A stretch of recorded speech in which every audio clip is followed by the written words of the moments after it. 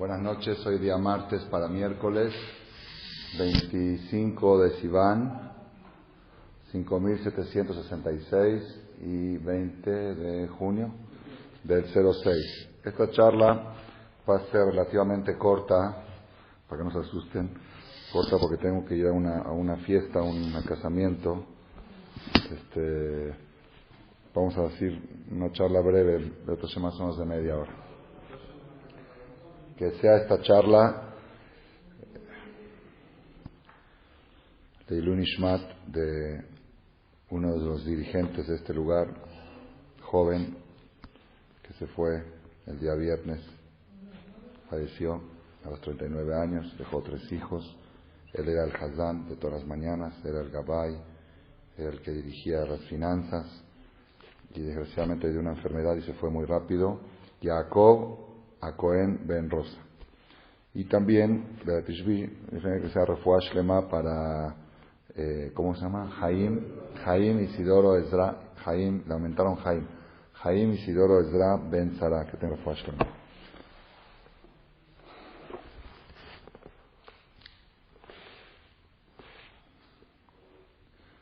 Hay un pasuk, un versículo en la Torá de Barim, en la Perashá Vaet Hanan, que dice así: Kimi goy gadol asher lo Elohim kerubim elav, Adonai Elohenu bechol korenu elav. Esto está en Deuteronomio capítulo 3, versículo 7. ¿Quién es una nación tan grande que tiene a un Dios tan cercano a él? Kamonai Eloquenu, como Dios, nuestro Dios, Bechol Korenu Elav, siempre que le llamamos a él, está cerca de nosotros. Así dice el pasuk. Tienes que sentir esa sensación de privilegio, de poder hablar con Dios y tenerlo tan cerca. En la Gemara trae un midrash que dice así, el Talmud hace 2000 años, dice así: ¿de cuánto es la distancia que hay de la tierra al primer cielo? Son 7 cielos. De la tierra al primer cielo la distancia es Mahalach Hamesh Meot Shana. Si se pudiera ir caminando de la tierra al cielo, supongamos que fuera plano, que pudieras caminar, te tardarías 500 años caminando día y noche. ¿Cuántos kilómetros camina la persona al día? Según el Talmud, que así está calculado, que la persona camina 40 milim, pero mil de los del Talmud son 1200 metros. Si la persona camina más o menos 50 kilómetros en un día, puede caminar. 50 kilómetros, multiplícalo por 500 años. 50 kilómetros diarios, por 365 por 500. Esa es la distancia que hay de la tierra al primer cielo. Entre un cielo y otro también hay 500 años. Y entre otro cielo y otro también 500 años. Y si haces la cuenta total son 3500 años caminando. Tendrás que caminar seguido para llegar hasta Dios. Que si una persona, por ejemplo, vamos a tener un ejemplo, una persona que tiene cita con el presidente de África. Dice, bueno, ¿cuánto tengo que viajar? Tienes que viajar, un vuelo, otro vuelo, tantos kilómetros. Dice el Midrash así: 3500 años hay hasta el séptimo cielo, donde está el trono celestial. Y la persona está parado aquí abajo, habla aquí y Dios lo escucha desde ahí. Si existe un privilegio más grande que este, cuando salió la propaganda de Nextel, la propaganda más impresionante es: Nextel acorta las distancias. ¿Qué quisiera acortar las distancias? Tú estás aquí, yo ahorita puedo hacerles a ustedes así, y a 10,000 kilómetros de aquí estoy hablando con mis hermanos en Argentina. Pero así, hola, ¿qué tal? Bueno, el teléfono ya existía, pero el teléfono, como hay que marcar Lara, todavía psicológicamente uno sabe que está hablando a larga distancia. Cuando te llega y estoy en una larga distancia, porque es psicológico, está en larga distancia. Pero con Nextel se acabaron las largas distancias. Es clic, Yo estaba en San Pablo, decía, estoy en la carretera de San Pablo al hotel, y me ¿cómo estás allá? Sí, el aeropuerto, ya aterrizó el avión. Nextel acorta las distancias, no las acorta, la distancia quedó la misma. Pero si ya puedes tener una comunicación tan directa con un solo clic a tantos kilómetros, es una sensación muy especial, es una sensación que ya las familias están más unidas. Ese es el privilegio que tiene el Yehudí, que puede pararse aquí abajo a hablar y Dios lo escucha desde ahí arriba. Y sobre eso dice el Pasuk, ¿quién es una nación tan grande que tiene ese privilegio? Que a pesar de que el trono celestial está a tantos millones de kilómetros de distancia, tú hablas acá y Él te escucha allá. Entonces, esa es la introducción a la charla. Ahora, para continuar esta charla, a veces la persona reza y habla y pide y no siente respuesta, como nos ha pasado en el caso de Jacob, que hemos rezado y rezado, y uno se pregunta, dice, ¿cuánto Teilín leímos? ¿Cuánto?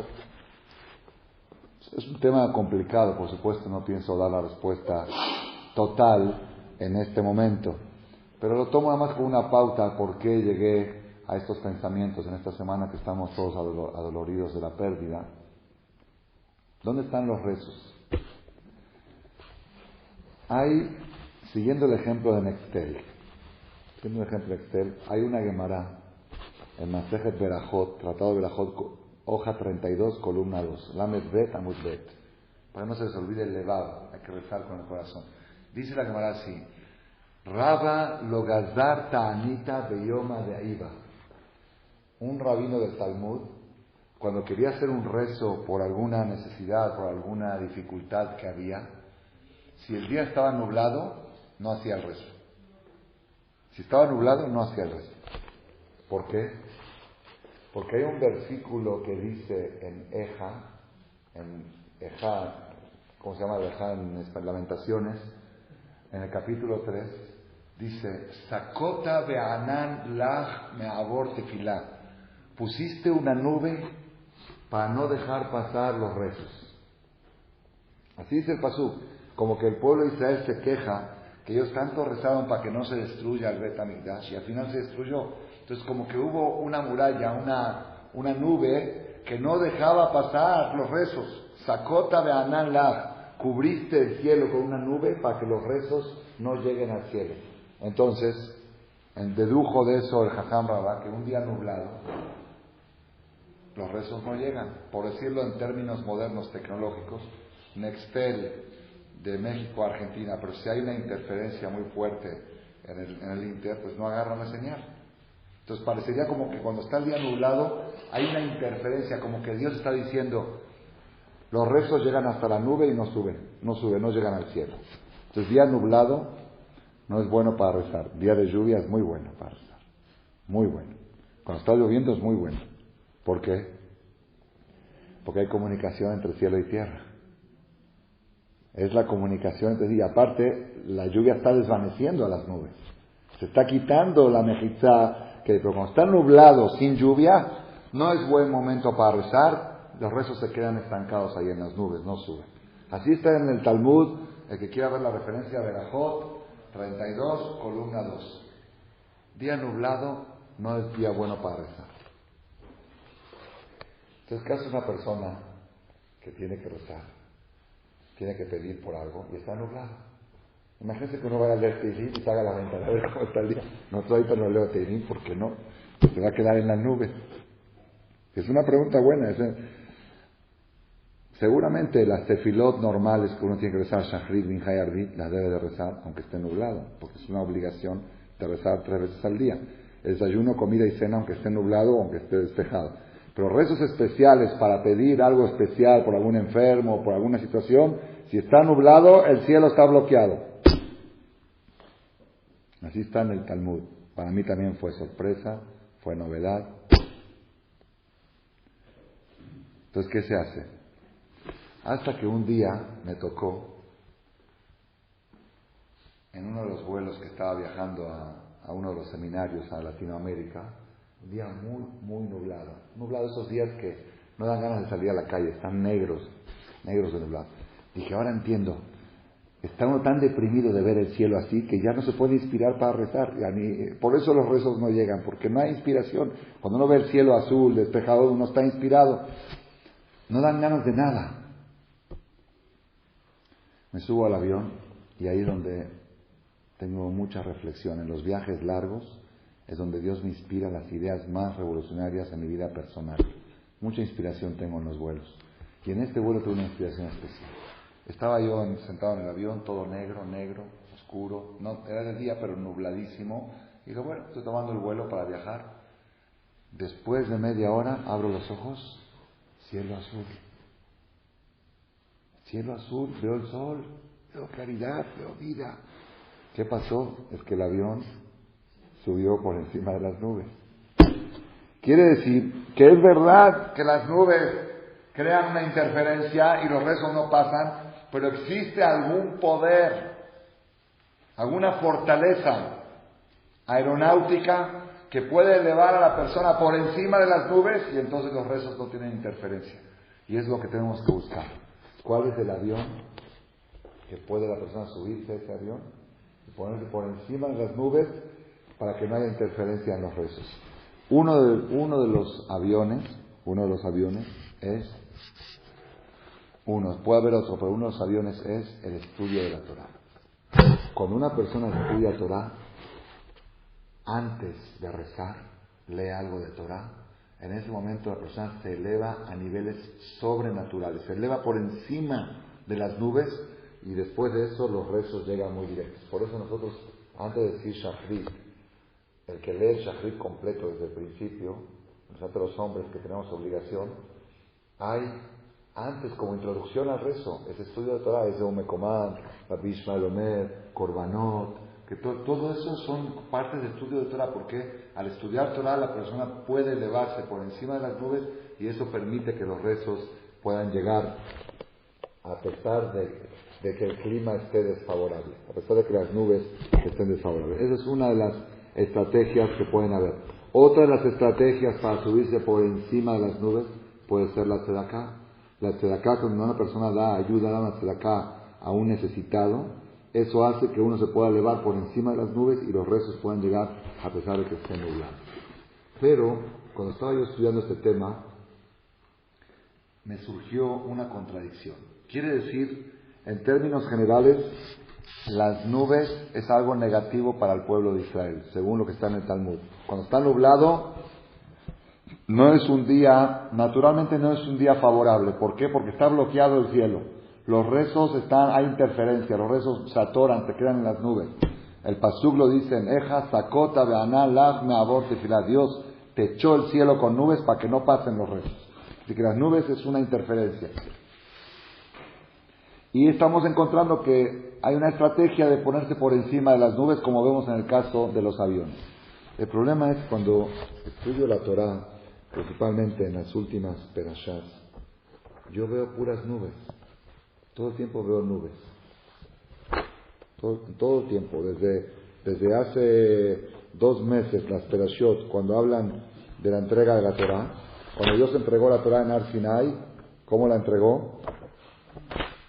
Dice el pasuk, es más, lo decimos en el rezo de Rosh Hashanah, en Musaf, hay 3 partes, Malchuyot, Yichnot y Shofarot. La última parte del rezo de Musaf empieza así, después del tercer toquido que toca, dice, Atán igleta ba'anan kevodeja.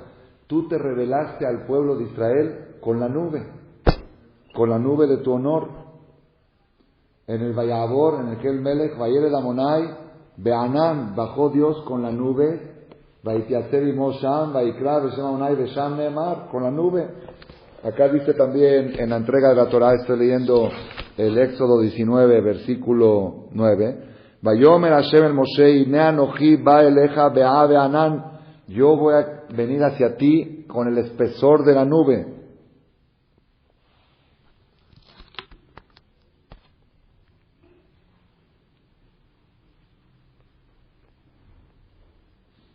Vahi Vayom Asherishi, fue el día tercero de la preparación de Israel para recibir la Torah. Vahi Kolot Ubrakim, había truenos y ruidos. Be'anan Kaved Alar, y una nube pesada sobre el monte. Así dice la Torah en el versículo 16 del Éxodo 19. Todo el tiempo estoy viendo nubes, todo el tiempo. Después,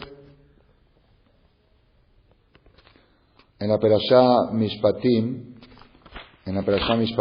que habla también de la entrega de la Torah, en el Éxodo capítulo 24, dice: Vayal Moshe Lar, subió Moshe al monte, Vayjase Anan etar, y cubrió una nube al monte.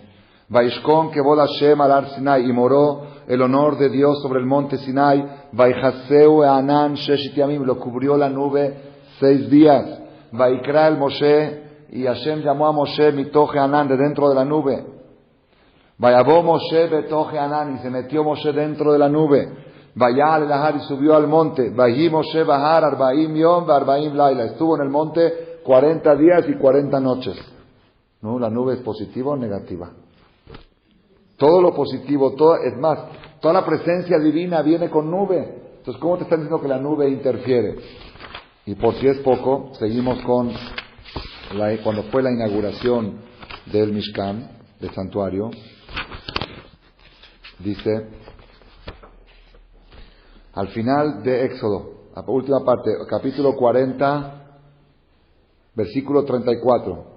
El santuario, el Mishkan, el santuario portable que construyeron en el desierto, el Ramban Nachmanides lo define, que es, ya lo dijimos la semana pasada, que es una continuidad de Har Sinai.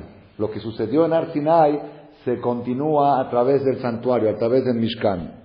La diferencia es que en el Har Sinai fue a la presencia de todo el pueblo de Israel, y en el Mishkan es en un sitio específico donde el que quiere sentir una sensación similar a la que sintió en Har Sinai se metía al Mishkan y ahí podía sentirlo. Vaijase Anan todo el Moed, cubrió una nube al santuario. Uchvod Hashem Malet Mishkan, el honor de Dios llenaba al santuario. Veloyahol Moshe lavó el Moed, ya no podía Moshe meterse ahí adentro sin permiso. ¿Por qué? Kishahan alabe Anan, porque ya se puso la nube sobre el Ohel Moed.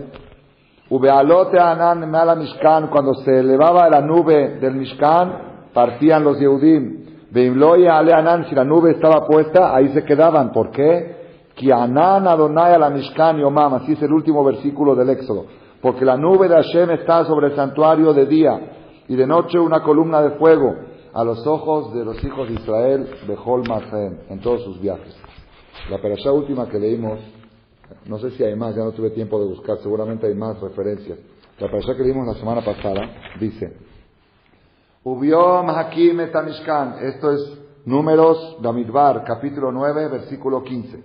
El día que se inauguró el santuario, Kisai Anan et Mishkan, cubrió la nube al santuario. Leoel Edut. Keni et Amid, así era siempre. Anan y Ejastenu, la nube cubría al Mishkan.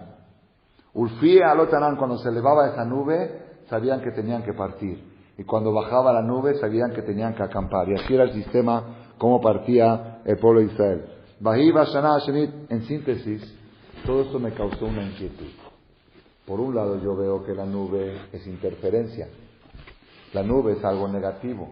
La nube es contraproducente. La persona un día de nube no puede rezar porque los rezos no llegan, se atoran en las nubes. Y por otro lado veo que todos los lugares donde se manifiesta Dios habla de la nube. Como que la nube, cuando tú ves una nube, quiere decir que es una oportunidad para ver la presencia de Hashem, porque siempre que se reveló Hashem, se reveló a través de una nube. Pues, ¿qué son las nubes? ¿Buenas o malas? ¿Ah? Es una contradicción, pero no dijo la Gemara que no se reza el día nublado. Y otra más, ya para con esta terminar las preguntas y decir la respuesta. Dice la Torah en Génesis, por eso pedí que me traigan un Humash completo, porque estoy trayendo de todas partes, de Bereshit, de Shemot, de Bamidbar, de Barim. Dice la Torah en Génesis, cuando Isaac se casó con Rivka, con Rebeca. ¿Se acuerdan la historia? El que no la sabe bien puede escucharla en un cassette que se llama Cómo buscar nuera. Así se llama el cassette. ¿Okay? Esto, la referencia está en Génesis, Perashá Hayet Sarah, capítulo 24. Ahí es como Abraham Avinu manda a buscar una novia para su hijo. Cómo buscar nuera. Y el asistente de Abraham, que era Eliezer, fue a buscar, hizo toda una estrategia. Al final, después de toda la historia, como ustedes se aprenden miles de cosas de ahí, cómo buscar nuera, al final dice el pasuk así. Ya después de todo el proceso, ya se consiguió. Vaiviea Isaac a Oela Saraimo, la trajo Isaac a Rebeca. ¿A dónde la trajo? Al apartamento donde vivía su mamá Sara, la carpa donde vivía Sara, ya había fallecido. Sara había fallecido. Vaikaje Tribka, y se casó con Rebeca. Batehilo Leisha, y fue su esposa. Vayeabea, y se enamoró de ella. ¿Está bien el orden? Así está aquí. La trajo a casa de su mamá, que había fallecido. Se casó, fue su esposa y se enamoró. Aquí al revés, ¿cómo son los matrimonios normales? Se enamoró, la trajo a su casa, se casó y se divorció. ¿Ok? Así es lo normal. Aquí no es así. Aquí es Sazón, Besimha, Hatam, Bekalá, Gilá, Riná, Ditzá, Bejedvá, Ahavá. Ahavá está hasta el final. Ahavá no es lo que la gente piensa. Ahavá, el amor a simple vista, el amor a primera vista, ese es el que destruye los matrimonios. El amor es algo que se debe conquistar, es algo que se debe luchar por él, se debe escalar para llegar a él. Se debe tener Gilá, Riná, Ditzá, Jedvá, y después puede llegar a Ahavá, Shalom, Bereut. Así pasó con Isaac. Primero la examinó, como fue la historia antes.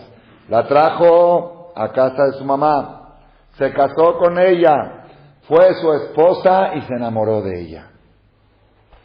Vainahem Isaac ajareimo, y se consoló Isaac del fallecimiento de su madre. Con su esposa encontró consuelo. Dice Rashi, ¿por qué cuenta la Torá que la trajo a la carpa de Sara? ¿Que acaso es verdad que Isaac no tenía dinero para comprarse un apartamento y la trajo a casa de su mamá? Así se entiende el pasuk, la trajo Isaac a la carpa de Sara. ¿No? Isaac seguramente sí tenía dinero, era multimillonario, como cuenta Rashi, que le dio toda la herencia a Abraham, se la firmó, un documento. Eran muy ricos y seguramente Isaac tenía dinero para hacerse su propia carpa, como se acostumbraba antes, y que el papá viva el papá viudo que iba en la red, y él dice, si aquí no se refiere que Isaac trajo a su esposa a vivir a casa de su mamá, la fallecida, no. Isaac tenía su propio apartamento. Entonces, ¿por qué dice que la trajo a la casa de Saraimo? Dice Rashi, estoy leyendo en el Génesis 24, capítulo 67. Vaiviea a Oela, versículo 67. Capítulo 24, versículo 67. Vaiviea Oela varei Saraimo, kelomar benaset dugma Saraimo. La trajo a su casa de él, no de su mamá, a su casa de él, y sentía a su esposa como a su mamá. Le dio a su esposa las virtudes de su mamá, como los maridos de hoy, que cada vez que la esposa le cocina algo, dice, mi mamá lo hace mejor, mi mamá le pone más sal, mi mamá le pone más azúcar. Y es una estrategia muy buena que mi esposa Baruch Hashem ya la aprendió. Cuando quiere que yo le diga que una comida está muy rica, me dice, esta la hizo tu mamá. Digo, qué buena que está. Me dice, no, mentira, la hice yo. Y ya no puedo retractarme. ¿Okay? Acá dice, la trajo Isaac. Isaac trajo a su esposa a su casa, pero él la sentía a ella como su mamá. ¿En qué aspecto la sintió como su mamá? Cuando Sara vivía, había 3 milagros en el apartamento, en la carpa de Sara. 3 milagros. El primer milagro, allá Ner Daluk Me'erev Shabbat Le'erev Shabbat. Era algo rarísimo. Sara encendía las velas de Shabbat el viernes a la tarde y hasta el otro viernes no se apagaba.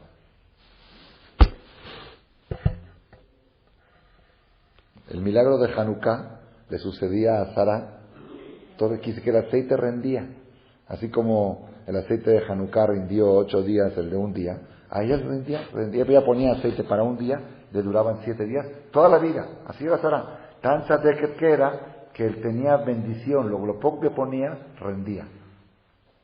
Era un milagro. El segundo milagro que había en casa de Sará, Berajá Metsuyá Baisá. Sará amasaba jalot el viernes y le duraba para toda la semana fresco. Había verajá en la comida. Lo que Sará preparaba tenía verajá, rendía. La misma cantidad que otras mujeres hacen y no alcanza, ella hacía y sobraba. Es un milagro, otro milagro. Y el tercer milagro que había, Ve'anan Kashur ala Oel, había una nube permanente encima de la carpa de Sará, una nube permanente encima de la carpa de Sará. Como había una nube en el santuario, como había una nube en Har Sinai, había una nube encima de la carpa de Sará. Cuando murió Sará, ¿quién encendió las velas de Shabbat cuando murió Sará? Pues Abraham. Enciende Abraham, al otro día se apaga la vela. Amasan pan, el domingo se acabó. Y salen afuera y no ven la nube, porque eso demostró que esos 3 milagros que habían en la casa venían por ella y no por él. Abraham era un gran hombre, pero la casa es territorio de la mujer. Y la verajá de la casa depende de ella y no de él. Abraham era un gran hombre. En muchas cosas el éxito dependía del hombre, pero lo que sucede en el hogar, esas 3 cosas que pasaban en el hogar, eran por ella y no por él. Y se dio cuenta Abraham cuando falleció. Antes no sabía. Cuando falleció se dio cuenta. Entonces la vela estaba encendida por ella. Y la masa rendía por ella. Y la nube que estaba era por ella. Cuando Isaac se casó con Rebeca, encendió la vela de Shabbat el primer viernes. Domingo no se apaga. Lunes no se apaga. Martes no se apaga. Amasa las jalot. Domingo sobra. Lunes sobra. Martes sobra. Salen afuera y ven la nube. Por eso se enamoró de ella. Dijo, esta es como mi mamá. Esta mujer es tzadeket, que por ella volvieron los 3 milagros que había en el tiempo de mi mamá. Y ese es el mejor matrimonio que puede haber, que el hombre admira a su esposa igual que a su mamá. Por su tzidkut, por su bondad. ¿Qué tiene que ver esto con nuestra charla? ¡La nube! Está bien, la vela está encendida, es una bendición, vela de viernes a viernes. La masa dura, el pan, las jalot, de viernes a viernes, es verajá. ¿La nube qué? La nube arriba de la carpa es verajá. Hazita Sará, cada vez que quería rezar, decía, no puedo rezar porque hay una nube, hay interferencia. ¿No dijimos que la nube interfiere? Entonces, pregunta, ¿la nube interfiere o la nube es señal de presencia divina? ¿Cómo funciona esto? Ay, Rabotay, esto es impresionante lo que van a escuchar ustedes ahora. Impresionante. Hay 2 maneras de comunicarse con Dios. Una, Dios está en el cielo, en su trono celestial. Y yo estoy en la tierra. Y tengo Nextel. Como dijimos antes, el pueblo de Israel tiene Nextel. Tiene una antena que ellos pueden hablar desde aquí y lo escuchan desde ahí. Eso es una grandeza muy grande, es un privilegio. Que a tantos millones de kilómetros Hashem te escucha, tú hablas y te escucha, es una virtud muy grande. Pero puede haber interferencias. Puede haber nubes que no dejen pasar. O puede haber ángeles que también interfieren. Por eso nosotros necesitamos a veces que nuestros rezos sean llevados por ángeles. Por eso hay que rezar en hebreo de preferencia, porque los ángeles no entienden español, ni arameo. El único idioma que entiende los ángeles es la Shona Kodesh. Entonces, por eso, la persona debe de preferencia siempre rezar en lenguaje hebreo o, acaba un comercial, en la fonética de Shem Tov, ¿okay? Que eso también es hebreo, está rezando en hebreo, decir Baruch, no decir bendito. Pero cuando dices bendito, si no hay ninguna interferencia, tu rezo llega. Pues si hay una interferencia y requieres de un ángel que lo lleve el rezo, el ángel no entendió lo que dijiste. Entonces por eso es mejor que digas Baruch y no bendito. Que digas en el lenguaje que entienden los malajim que tú requieres. Por eso decimos también en las fiestas, Ya'ale, Ve'yabo, Ve'yagia, Ve'yerae, Ve'yerache, Ve'yishama, Ve'yipaquet, Ve'yizacher, Ve'yichronem, dice el Gaón de Vilna, son 7. 7 cielos. Un ángel lo lleva al primer cielo, el otro Beyabó, Beyaquía. Le pedimos a Dios que no haya interferencia, que pueda nuestro rezo llegar hasta el trono celestial. Yo hablo acá y la onda tiene que llegar hasta el cielo. Esa es una forma de rezarle a Dios. Esa es una manera, y esa es la manera normal, y que por eso requerimos de tantas condiciones para que nuestros rezos lleguen. Pero hay otra forma. ¿Cuál es la otra forma? Ahí tenemos un problema, que si está nublado, hay interferencia, y día nublado no reces. Dice, no, los rezos no llegan. Dijimos que en ese caso, ¿qué tienes que hacer? Tienes que tomar un avión, subirte por encima de las nubes para que no haya interferencia. Y a ver si el avión, no sé cuál es el avión, lo que hablamos antes. Pero hay otra forma. ¿Cuál es la otra forma? La Gemara dice algo pele. Cuando uno va a visitar a un enfermo y está al lado del enfermo y va a rezar por él, puede rezar en cualquier idioma, puede rezar en español. ¿Por qué? Porque dice Shejinah Benerashotav Shel Jole. La presencia de Hashem está en la cabecera del enfermo, en la cabeza del enfermo. Por eso hay alajot, como uno tiene que estar parado al lado de un enfermo. No puede estar uno ni en la pierna, tiene que estar uno y saber que está sentado. Haz de cuenta que hay un Sefer Torah ahí arriba. Haz de cuenta que está el Ejal arriba de la cabeza del enfermo. Por eso Imach Shema, los Goyim copiaron esa idea y ponen otras cosas de Valeno. Y eso es gravísimo. Eso es gravísimo. Yo cuando mi esposa daba luz en un hospital que tenía Imach Shema, que tenía una idolatría ahí arriba de la cabeza, pues la primera vez que fui ahí, hice lo más común que tenía que hacer, arrancarla. La arranqué, estaba pegada, la arranqué, la escondí ahí en el closet y no les dije nada. Después otra vez estaba muy bien pegada, la tapé con algo, como si la Shejinah ahí, una bodazara, puede haber ahí arriba de la cabeza de la parturienta. La presencia de Hashem está en la cabeza del enfermo. ¿Dónde se aprende eso? De Jacob Avinu Shenemar, Vaishtajo Israel al Rosh Hamitah. Vaishtajo, se aposternó Israel al Rosh Hamitah. Un señor de los que vienen aquí a la conferencia, ahorita no está, pero él me contó, venía muy seguido, tiene ya tiempo que no viene. Él no es judío todavía, pero ya entendió de que la idolatría es negativa. Y su esposa estaba por dar a luz y llegó al hospital a dar a luz. Su mujer ya estaba con 5 o 6 de dilatación, ya estaba el bebé saliéndose. Y entra, y cuando le dicen esta va a ser la habitación de su mujer, vio que había una bodazara arriba. Entonces dijo, aquí mi esposa no se alivia. Señor, yo la alivio en el carro, pero no la alivio aquí. Dice, mi esposa no se va a aliviar en un lugar donde haya bodazara. Se puso terco que se la quiten y se la quitaron. Mandó y dijo, si no, yo les levanto una demanda. Ustedes no pueden imponer en un lugar donde está hecho para dar a luz a la gente, imponer una idea de que está en contra de los sentimientos de uno, de la conciencia de uno. Y fueron y se la quitaron, lo destornillaron y se la quitaron y después aceptó que se alivie su esposa ahí. La Shejinah está presente ahí. Entonces, ¿qué quiero llegar? Miren qué impresionante que está esto. Hay 2 maneras de comunicarse con Dios. Una es, tú rezas acá y las ondas llegan hasta millones de kilómetros al cielo. Ahí puede haber interferencias, la nube. Ahí necesitas ángeles. Tienes que hablar en hebreo para que los ángeles entiendan y ellos se encarguen de llevar tus rezos. Y hay rezos que se pierden, así está escrito, hay rezos que se pierden, se quedan volando en el aire. Y dicen, cuando uno reza en Kippur, Rosh Hashanah y Kippur, puede recoger todos esos rezos que él rezó en el año y subirlos juntos. Así está escrito. Existe, son conceptos. Pero hay otro sistema. ¿Cuál es otro sistema? En vez de hablar por Nextel con mi hermano que está en Argentina, mi hermano vino a México y hablo con él cara a cara, sin Nextel. Ya no hay que se me acabó la pila, ya no hay que hay nubes, ya no hay que hay interferencia, estoy hablando con él.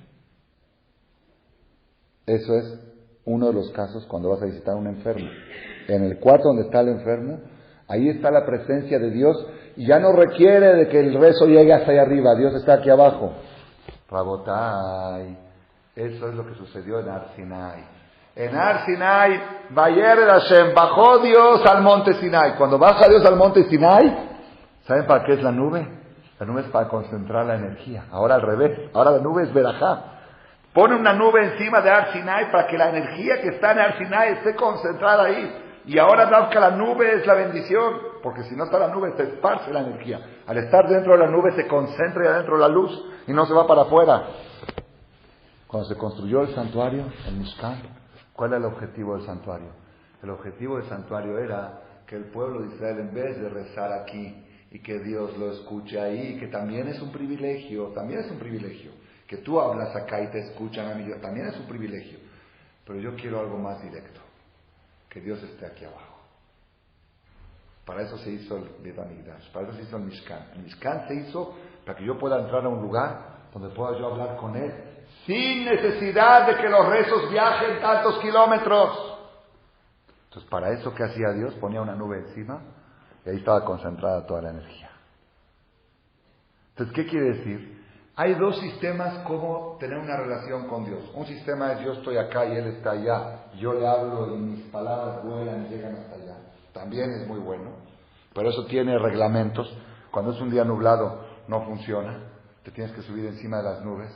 Cuando hablas en español no funciona. ¿Por qué? Porque los ángeles no entienden y no pueden llevar las secretarias, los secretarios no pueden llevar el rezo hasta el trono celestial. Y hay otro sistema que es el que tenemos que optar por él. ¿Cuál es? Lograr que la presencia de Dios esté aquí abajo y yo pueda hablar con Él directamente, no con Nextel, no con ondas, directamente. Uno de los casos es cuando se va a visitar a un enfermo, por eso es tan importante la mitzvah de Bikur Jolim. Porque cuando vas a visitarlo, el que va a visitar a un enfermo y no reza por él, no cumplió con la mitzvah. Está claramente en el Shulchan Aruch. No se cumple con la mitzvah de Bikur Jolim. Si vas ahí y no rezas por él, hiciste algo social, pero la mitzvah de Bikur Jolim no la cumpliste. La mitzvah de Bikur Jolim es ir y rezar por él.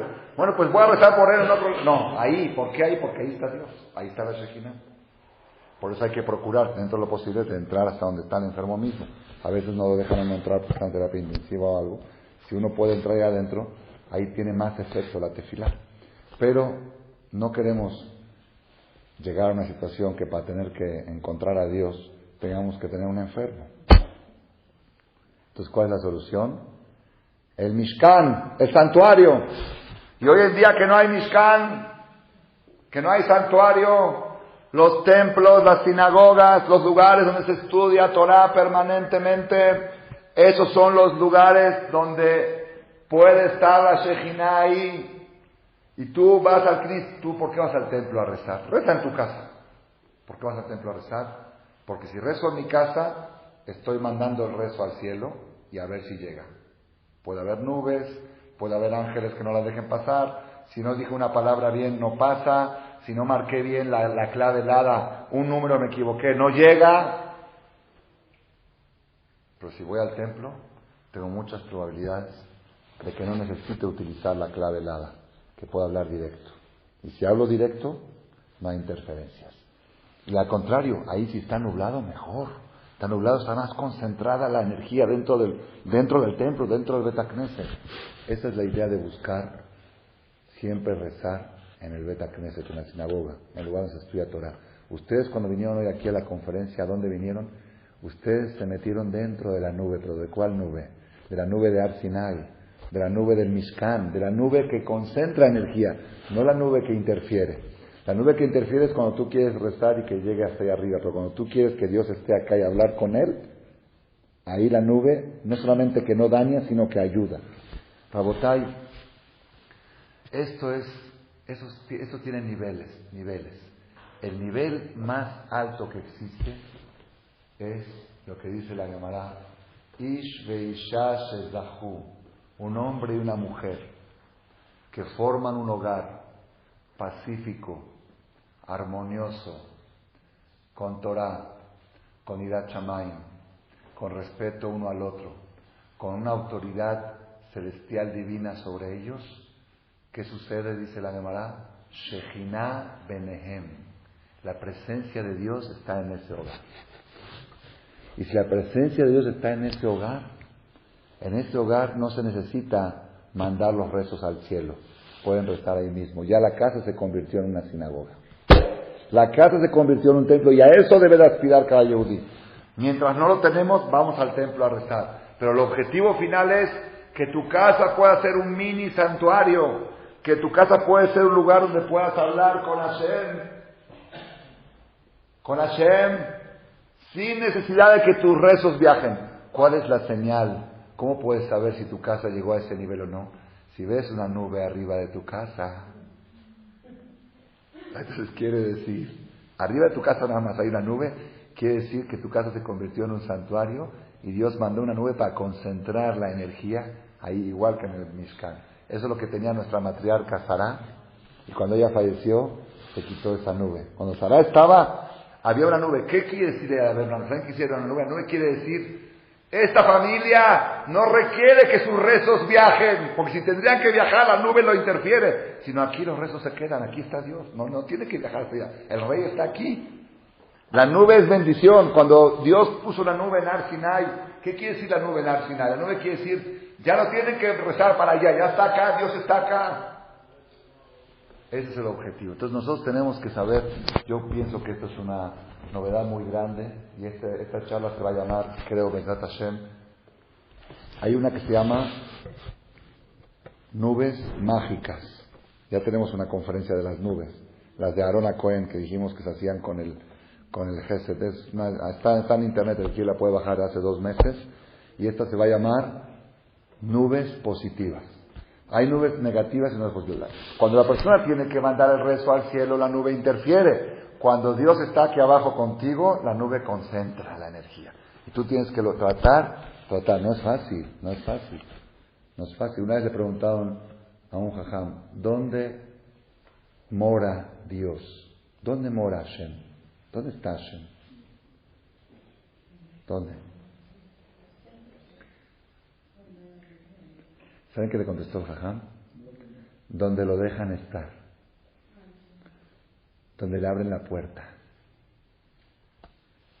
Donde no hacen cosas que rechacen su presencia. Dios repudia, abomina asuntos sexuales, asuntos de inmoralidad sexual, de inmoralidad. Dios adora integridad sexual. El sexo es el lugar donde más se une la presencia de Hashem con una pareja, como está escrito que la Shejinah, Dios moraba en las camas de los patriarcas. Y cuando ese concepto se usa mal usado, cuando hay imágenes de artistas en la casa, cuando hay fotos, cuando hay aparatos cuadrados, yo les digo, y una vez tienen que escuchar, una vez, porque luego van a decir, Jajam Shaul nunca nos dijo. Y me van a acusar a mí, me van a llamar a mí ante Dios. Si Jajam Shaul daba conferencias, yo iba todos los martes y nunca escuché las cosas como son. Es preferible poner en el salón de tu casa, en la sala de tu casa, una cruz así de grande con un imagen, así. Sí, yo se los autorizo. Y quiten el aparato cuadrado. ¿Por qué? Porque ese Imach Shemot no habla. Y el otro Imach Shemot sí habla. Y ahí están las 3 Imach Shemot. Está idolatría, está adulterio y asesinato. Los 3 pecados que la Torah dice que hay que entregar la vida y no hacerlos. Y lo transmite. Y no solamente transmite, te divierte con crimen, te divierte con adulterio, te divierte con idolatría. Hace juego de todo lo negativo, lo hace divertido. Entonces, ¿qué pasa si algún día te dicen, hoy va a venir el Rab Ovadia Yosef, por ejemplo, un jajam grande, va a llegar a México? Y dijo que va, de todas las 10,000 familias judías que hay en México, escogió tu casa, va a dormir en tu casa. ¿Qué haces 2 días antes? Empiezas a limpiar. Quitas este cuadro, quitas esta foto, ay, va a venir el jajam, quitas esto y quitas la tele y tapas esto y tapas lo otro, va a venir el Rab. Una persona me dijo, un día iba a estar el Sefer Torah una noche en su casa, el Sefer, porque compró una perashá, entonces quitó todo, tapó escultura, tapó esto, tapó lo otro. Yo estuve hace 2-3 semanas en un tour, en un Brit Milá en Bosques, una casa de super lujo. Y cuando entra un señor que come jazir, el papá, el abuelito, no son gente que casi no creen en nada, no respetan ni los semáforos.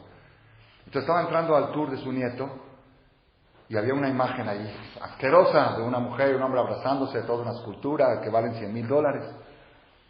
Y el Señor mismo dice que está en eso. Digo, ¿por qué? Dice, ¿cómo viene Eliyahu Anabí? ¿Cómo está eso? ¿Quién es más, Eliyahu Anabí? Si Eliyahu Anabí no puede entrar a tu casa con esa imagen, mucho menos puede entrar la presencia de Hashem. Entonces, pues está bien. Si así quieres, que así sea.